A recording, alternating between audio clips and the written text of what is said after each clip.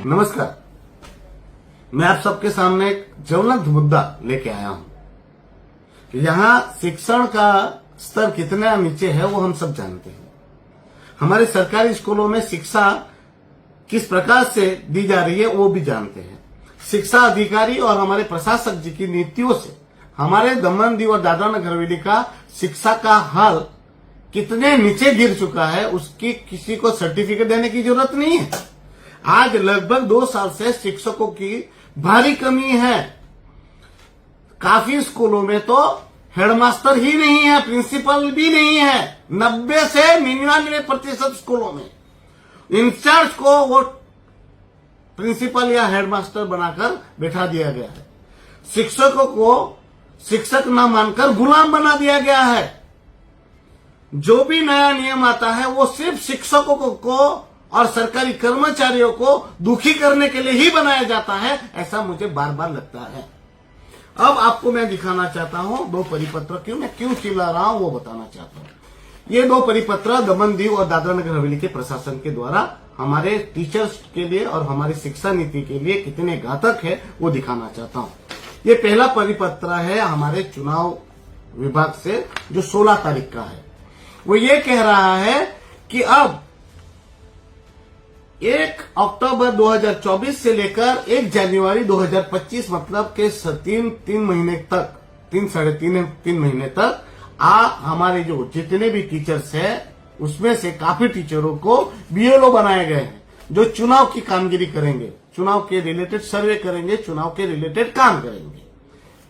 अब दूसरे दिन हमारे शिक्षा विभाग का ये दूसरा परिपत्र आता है और ये कह रहा है परिपत्र के सेकेंडरी और हाई सेकेंडरी स्कूल जितनी भी सरकारी स्कूल है उनके टीचरों को हमारी स्कूलों में क्या करना है तो 15 नवंबर तक सारे सिलेबस खत्म करने हैं, उसके बाद रिपीटेशन कराना है।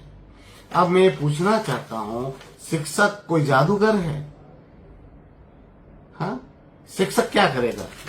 चुनाव की ड्यूटी 3.5 महीने करेगा या फिर ये पढ़ाएगा? आप सबको पता है स्कूलों में शिक्षक नाम के बराबर है, सिर्फ नाम के लिए शिक्षक भर के रखे हैं ऐसा लग रहा है। क्यों? क्योंकि जितना एनरोलमेंट होता है, जितने बच्चों का दाखिला होता है उसके प्रमाण में 30 से 35% ही शिक्षक होने की बात मुझे बार बार मिली है, जिसको मैंने संसद के पटल पर भी छोड़ा।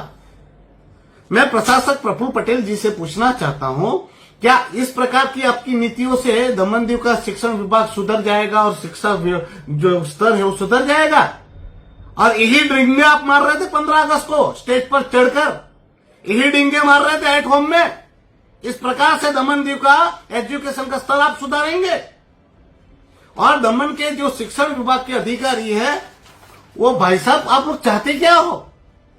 हर साल एक तो आप आते हो नए कायदा कानून लेके आते हो, आपको फील्ड की कोई जानकारी होती नहीं है, एसी में बैठ जाते हो, आपको वास्तविकता पता नहीं है। स्कूलों में टीचर कितने हैं, सब्जेक्ट टीचर कितने हैं, स्पेशलिस्ट टीचर कितने हैं, उनका तो आपको भान नहीं है। स्कूलों में कैसे बच्चों को पढ़ाया जा रहा है उसका तो आपके पास भान नहीं है। क्लास में बैठने की सुविधाएं तक नहीं है और आप लोग नई नीतियां बना देते हो। कभी टाइम बदल देते हो, कभी सुबह का टाइम, कभी शाम का टाइम, कभी फलाना टाइम। किसी को पूछना तो है नहीं, क्योंकि यहां तो आप लोगों के बाप की जागीर बना रखी है। कम से कम इतना तो ख्याल रखो कि टीचरों की कमी है, भारी टीचरों की कमी है। 90% से ज्यादा स्कूलों में हेडमास्टर नहीं है। ऐसे में आप लोग जो बचे कुछ टीचर है उसको भी आप बीएलओ बना दोगे तो पढ़ाएगा कौन स्कूल? वास्तविकताओं से रूबरू हुई और प्रशासक प्रफुल्ल भाई पटेल जी कल की के अवतार विष्णु भगवान के अवतार बन के आप जो यहाँ पर माहौल बना बैठे हो, तो आपको बताना चाहता हूं वास्तविकताओं से रूबरू होइए और हमारे बच्चों के भविष्य के साथ खिलवाड़ मत कीजिए और ये ऑर्डर आप वापस लीजिए। ये टीचर्स है, भारत के ही नहीं विश्व के निर्माता है और आप हमारे फ्यूचर के घड़वैयों के साथ आप ऐसा खेल मत खेलिए। ये शिक्षक है, आपके गुलाम नहीं है। तो मैं निवेदन करना चाहता हूं कि दमन दीव के अन्य पॉलिटिशियन भी सुधरे, जागे और ये प्रशासक प्रफुल्ल पटेल से जवाब मांगे कि बार बार ऐसी घटिया नीतियां क्यों बना रहे हैं। इन नीतियों से हमारे शिक्षण विभाग का सत्यानाश हो रहा है, शिक्षा स्तर का हाल खराब हो रहा है।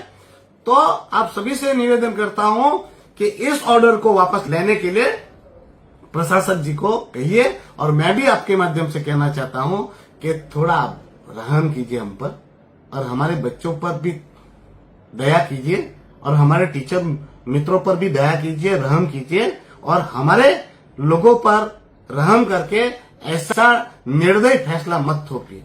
धन्यवाद। ડિસિઝન ન્યૂઝના બીજા વિડીયો જોવા માટે ચેનલ સબસ્ક્રાઇબ કરો અને બેલ આઇકન બટન પર જઈ ક્લિક કરો. સ્વતંત્ર અને આઝાદ પત્રકારત્વની મદદ કરવા નીચે આપેલા થેન્ક્સ બટન પર જઈ ક્લિક કરો. મદદની કિંમત નિશ્ચિત કરો અને ડિસિઝન ન્યૂઝની આ સફરમાં અમારા સાથી બનો.